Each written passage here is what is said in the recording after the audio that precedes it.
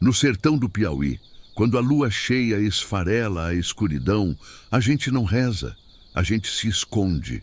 6 meses se passaram desde que aquela fera imunda, aquele bicho do inferno com cheiro de mato podre e sangue fresco, rasgou a porta da minha tapera. Eu não vi a cara dele direito, mas senti o hálito quente de morte quando levei o ferimento que quase me levou também. O monstro levou minha esposa, Maria, e meu pequeno Cícero. Levou a luz do meu mundo e deixou só a poeira e o gosto amargo de vingança na minha garganta. Desde aquele dia, eu não sou mais Antônio, o lavrador. Sou a sombra que vasculha a caatinga. Sou o sussurro de ódio que a ventania leva. Eu vendi o que tinha, forjei prata pura e benzi com o padre da cidade vizinha. Uma munição que não falha. No sertão, a gente aprende que o mal anda solto e que, às vezes, a única forma de parar o mal é se tornando algo que o mal teme. Eu troquei a enxada pelo rifle e a fé pela sede de sangue. O que me apavora de verdade não é mais o lobisomem. É o que essa busca fez de mim. A caçada me sujou, me vestiu de selvageria. Eu durmo no relento, como carne crua quando preciso, e a única coisa que me acalma é o cheiro de pólvora e a esperança de ver aquele demônio uivando a última vez. Dizem que a vingança é um prato que se come frio, mas a minha tá pegando fogo. Eu não vou descansar enquanto não arrancar o coração daquela criatura e jogá-lo para os urubus do sertão. Eu me tornei o que o bicho teme, um homem. Sem nada a perder, mais fera do que gente.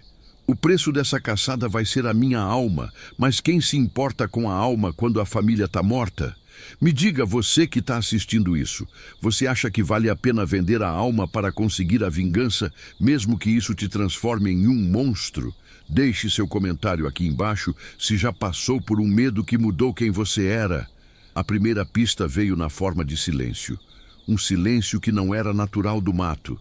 Eu estava no rio Parnaíba, procurando por vestígios em uma pequena fazenda abandonada a 30 léguas daqui. Eu andei 3 dias sem água, o sol rachando minha pele, mas a imagem de Maria gritando me empurrava. Cheguei na fazenda ao entardecer. A casa estava intacta, mas o chiqueiro era um massacre frio e metódico. Não era a fome de um animal qualquer. Era a selvageria calculada de um predador inteligente. Os porcos tinham sido abertos, mas o sangue, quase todo, tinha sumido. Eu encontrei o primeiro rastro na lama seca, perto do açude. Uma pegada grande, pesada, com garras que pareciam pequenas facas. A forma era humana, mas o tamanho e a profundidade eram impossíveis para um homem normal. Eu me ajoelhei, toquei a terra úmida e senti um arrepio que não vinha do frio. Era a presença. A fera tinha estado ali recentemente. Eu sabia que ele me observava, de alguma toca escura, rindo do meu esforço. Preparei a munição de prata pura. Cheguei a coronha do rifle no ombro e respirei fundo o cheiro ferroso da matança. Eu tinha que ser mais esperto que ele. Comecei a espalhar armadilhas simples de corda e anzóis enferrujados ao redor da área. Não para pegá-lo, mas para marcar sua rota. A noite caiu pesada e sem estrelas.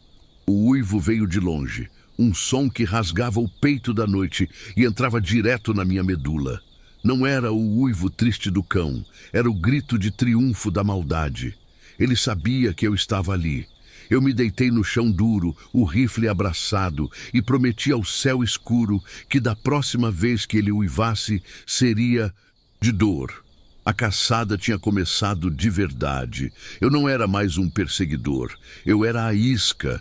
E a cada passo eu sentia o chão tremer com a certeza de que estava no caminho certo para o meu próprio fim.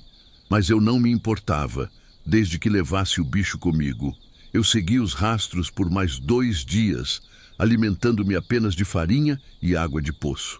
O lobisomem se movia rapidamente, cobrindo distâncias incríveis sob o sol causticante, o que me fez entender que sua forma lupina não era a única que ele usava. Ele podia estar me seguindo agora mesmo, disfarçado de algum andarilho ou peão de fazenda. Essa desconfiança me corroeu. Eu comecei a encarar cada rosto que via com ódio e suspeita. Não confiava em ninguém. Foi então que cheguei a uma pequena vila fantasma quase engolida pelo mato, chamada Areia Vermelha. Encontrei o que restava de um casebre. A porta estava arrebentada para dentro e o cheiro era insuportável. Dentro, o horror. Era uma família de 3 pessoas e o lobisomem tinha se demorado. Não era um ataque rápido, era uma carnificina lenta. As crianças, uma menina e um menino, estavam deitados na cama, mas suas faces haviam sido completamente arrancadas, como se o monstro quisesse ver o pânico em seus ossos. O pai estava pregado na parede com um pedaço de osso afiado, e seus olhos arregalados me fitavam em mudo terror. O que me paralisou não foi o sangue. Eu já tinha visto sangue demais, mas a mensagem. O bicho estava zombando de mim. Ele sabia que eu estava perto e estava aumentando a aposta. Eu senti a bile subir pela minha garganta e tive que me forçar a não vomitar. A vingança passou a ser uma obrigação, não apenas minha, mas por aquelas pobres almas que eu falhei em proteger ao falhar em matar a criatura antes. Eu peguei a prata, a esfreguei no sangue fresco e senti uma força fria me invadir. Eu não estava mais apenas caçando um monstro, eu estava exterminando uma praga. Eu saí da casa sem enterrar os corpos, não por desrespeito, mas porque o tempo era meu inimigo. A cada minuto perdido, mais alguém morreria. Eu precisava ser rápido, impiedoso e, o mais importante, invisível. A dor das vítimas se somou à minha dor, transformando-se em um combustível ácido que me queimava por dentro. Olhando para o pai na parede, eu entendi. Eu estava ficando cada vez mais parecido com a coisa que eu jurava destruir. O ódio era a minha nova pele, a fúria, meu único mapa. Eu o encontrei na 3ª noite de lua cheia, na beira de um riacho seco. Eu tinha passado a tarde inteira me banhando com ervas fedorentas para mascarar meu cheiro e me escondi em uma moita de espinhos de mandacaru, aguentando a dor para não fazer barulho. O uivo veio, dessa vez, assustadoramente perto. Eu vi a silhueta dele se movendo entre as sombras das árvores retorcidas. Não era um lobo, era um pesadelo em pé. O bicho tinha mais de 2 metros de altura, ombros largos demais para um homem, e o pelo, grosso e negro, brilhava levemente sob a pouca luz. O focinho alongado, mostrando fileiras de dentes que pareciam navalhas polidas. Eu senti o cheiro, agora forte, enxofre, carniça e algo mais, algo doce e doentio. Minhas mãos tremeram no rifle, não por medo, mas pela antecipação. Essa era a criatura que roubou tudo de mim. Ele se abaixou para beber a água barrenta do riacho, e esse foi meu momento. Respirei fundo e apertei o gatilho. O tiro de prata acertou bem no flanco. O som do impacto não foi de carne, mas de algo como metal sendo atingido. O monstro soltou um berro que fez meus ouvidos zumbirem e se virou para mim com uma velocidade inacreditável. Ele me viu. Seus olhos, vermelhos como brasas, focaram em mim. Ele não caiu. Ele cambaleou por um instante, o ferimento fumegando, e então avançou. Eu mal tive tempo de recarregar. Ele pulou a distância entre nós em um borrão. Joguei o rifle para trás e saquei o facão de caça. O impacto foi brutal. Fui jogado contra a rocha e o ar foi espremido dos meus pulmões. Senti a garra dele rasgando meu braço direito. Uma dor excruciante me fez gritar, mas meu grito foi abafado pela fera. Eu enfiei o facão desesperadamente na coxa dele. O bicho recuou, uivando de raiva e dor, e eu tive tempo de me arrastar. Ele não me perseguiu imediatamente. Ele estava examinando o facão que estava preso. Eu agarrei meu rifle e disparei mais 2 vezes, atingindo o ombro e o peito. Desta vez, ele caiu, mas não morreu. Eu o vi se arrastar para a escuridão, soltando um ruído de ódio gutural. Eu falhei. Ele estava ferido, mas eu estava pior. Meu braço sangrava profusamente e a dor estava me deixando tonto. Mas eu sorri.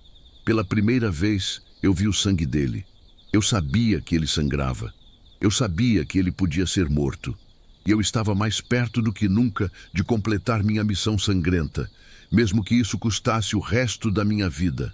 O ferimento no braço infeccionou rapidamente. Eu me arrastei para uma gruta próxima, usando a camisa rasgada como torniquete. A febre veio na manhã seguinte, trazendo delírios com ela. Eu via Maria e Cícero sorrindo, e no instante seguinte, o rosto do lobisomem se sobrepunha ao deles.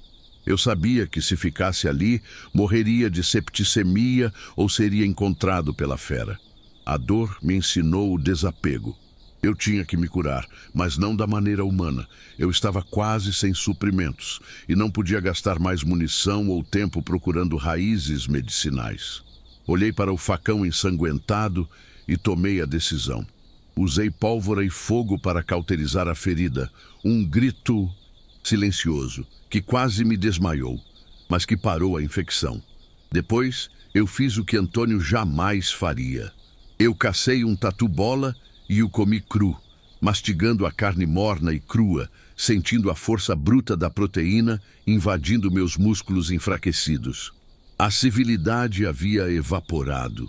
Eu era puramente o caçador, movido pela necessidade e pelo ódio. Minha moral havia se desfeito como areia na ventania. Eu não sentia culpa por comer a carne crua, nem nojo.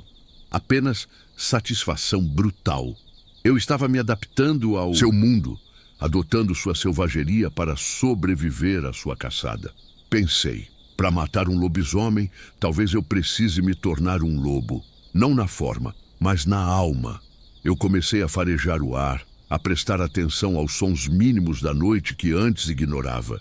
Meus sentidos se aguçaram e o medo foi substituído por uma frieza calculista. Eu me tornei um fantasma na caatinga, me movendo sem quebrar um único galho seco. Eu estava rastreando a fera, mas eu sabia que, no fundo, a fera também estava me moldando. Eu estava me tornando mais rápido, mais silencioso e infinitamente mais cruel. A próxima armadilha não seria de corda, seria de ferro e dor, digna do inferno que ele me fez viver. Eu precisava ir além da vingança. Eu precisava impor o medo absoluto, aterrorizá-lo antes de matá-lo. Eu sabia que não poderia confrontá-lo de novo na força bruta.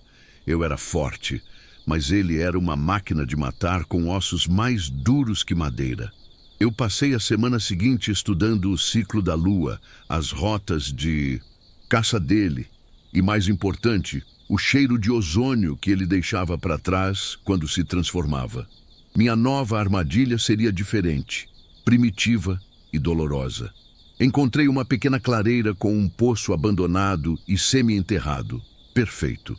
Eu usei barras de ferro roubadas de uma velha linha férrea, afiando as pontas até que brilhassem como agulhas.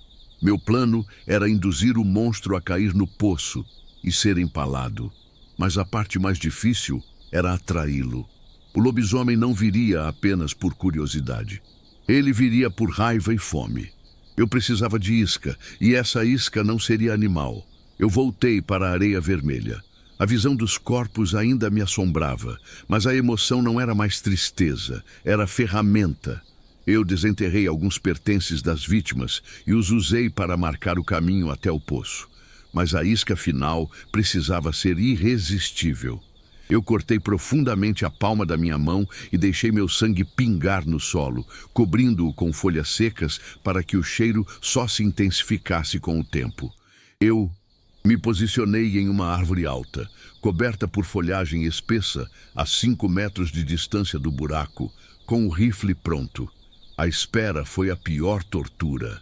4 horas de escuridão total, apenas o som dos insetos e o bater incessante do meu coração. O cheiro do meu próprio sangue se misturava ao cheiro de sujeira e morte que eu agora carregava. Eu me perguntava se Caso o monstro não viesse, eu faria algum mal à próxima pessoa que passasse, apenas para ter certeza que a armadilha funcionasse. Essa era a verdadeira transformação. Quando ele finalmente chegou, eu mal o ouvi. Ele surgiu das sombras, maior e mais rápido que antes, farejando o ar. Ele sentiu o cheiro do sangue humano, o cheiro que ele amava. O monstro parou exatamente sobre o poço coberto e farejou intensamente. Eu segurei a respiração. Ele deu um passo hesitante, testando o chão. Ele era esperto demais. O bicho deu um giro rápido, olhando diretamente para a minha posição na árvore, como se soubesse que eu estava lá. Mas o cheiro do sangue o puxava para baixo. A fera avançou, mas desviou do centro do poço, contornando a armadilha. Minha frustração era um rugido silencioso. Ele era muito astuto. Eu precisava fazê-lo reagir. Eu usei o último recurso que tinha. Eu gritei o nome da minha esposa, Maria, com toda a dor e ódio que me restavam. O som quebrou o silêncio da noite. Funcionou. O monstro parou e eu vi seus ombros tensionarem. Ele reconheceu a dor, o ódio, talvez até o som. Ele se virou, mas em vez de correr, ele avançou na minha direção, subindo na árvore com garras poderosas. A árvore balançou violentamente. Eu atirei. A prata atingiu seu peito. Ele soltou um uivo que ecoou pelas colinas e cambaleou, o equilíbrio quebrado. Eu sabia que essa era minha única chance. Enquanto ele escorregava, eu me lancei do galho, caindo sobre suas costas, envolvendo meu braço sadio em torno do pescoço dele, apertando com toda a minha força. O cheiro de seu pelo era nauseante, mas a adrenalina me impedia de desmaiar. A fera se debatia com uma força indescritível, girando e me esmagando contra o tronco da árvore. Eu sentia minhas costelas estalarem, mas eu não soltava. Eu estava cego de fúria. Meu peso e a força da queda o desequilibraram mais uma vez. Em um grito de esforço, nós dois caímos de costas no chão. O impacto foi violento, mas ele me jogou para cima. Foi nesse momento que ele tropeçou na borda da armadilha que eu havia construído. O peso do seu corpo enorme quebrou a fina cobertura de galhos. O grito da fera foi o som mais satisfatório que eu já ouvi. Ele não foi um uivo, foi um berro de agonia pura. As barras de ferro entraram em seu abdômen e peito. Eu caí ao lado do buraco, ferido e esgotado. A fera se debatia no fundo do poço, guinchando, os espinhos de ferro segurando-o firmemente. Eu me arrastei até a borda e olhei para baixo. Os olhos vermelhos dele me fitavam com uma mistura de dor e ódio profundo. Ele tentou se libertar, mas a cada movimento, o ferro rasgava mais fundo. Eu não senti piedade. Peguei o rifle que tinha caído perto e, sem hesitar, descarreguei o resto da prata na sua cabeça. O barulho foi seco e final. O corpo da fera ficou imóvel, pendurado nas lanças de ferro. Eu o matei. A vingança era minha, completa e sangrenta. O sol começou a subir, tingindo o céu de um laranja doentio. Eu desci ao poço, não para verificar, mas para ter certeza de que o que estava lá embaixo nunca mais se levantaria. O cheiro de sangue coagulado e fezes era avassalador. O lobisomem estava morto. Um corpo enorme e desajeitado, cravado nas barras de ferro. Eu puxei o corpo para fora do buraco, um esforço hercúleo para minhas costelas quebradas. Eu precisava vê-lo de perto, garantir que aquela monstruosidade não voltaria para me assombrar. Eu usei meu facão para cortar a pele espessa e retirar o coração, conforme jurei. O músculo era grande, pulsando levemente mesmo na morte. Eu o levantei para o sol nascente. Missão cumprida, mas a satisfação não veio. Em vez disso, veio um vazio terrível, uma frieza que não era do vento. Eu olhei para o corpo da fera e depois para as minhas mãos. Elas estavam cobertas de sangue, arranhadas, mas firmes. Eram as mãos de um assassino. Eu não me sentia vitorioso. Eu me sentia consumido. A luta tinha acabado, mas o caçador que eu me tornei não tinha para onde ir. Eu havia prometido a mim mesmo que quando a fera estivesse morta, eu encontraria a paz. Mas a paz não estava no meu vocabulário mais. A selvageria que eu adotei para sobreviver, o ódio que usei como guia, tudo isso ficou. Eu estava mais perto de ser o lobisomem que eu matei do que de ser Antônio, o marido de Maria. Olhei para o coração do monstro, nojento e ainda quente, e o joguei para o lado com desinteresse. Eu não precisava provar nada. Eu não precisava de ritual. Eu precisava de sangue. Eu caminhei pela caatinga, deixando o corpo para os urubus. Minha jornada de vingança acabou, mas minha jornada como predador apenas começou. O vazio da perda se preencheu com a fome de caçar. Eu me tornei o vingador, mas agora, quem era minha próxima vítima? Eu não sei.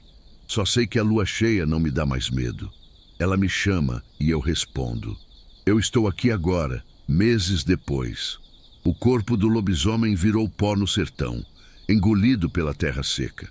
Mas o horror que ele deixou não foi físico. Ele é mental. Ele é meu.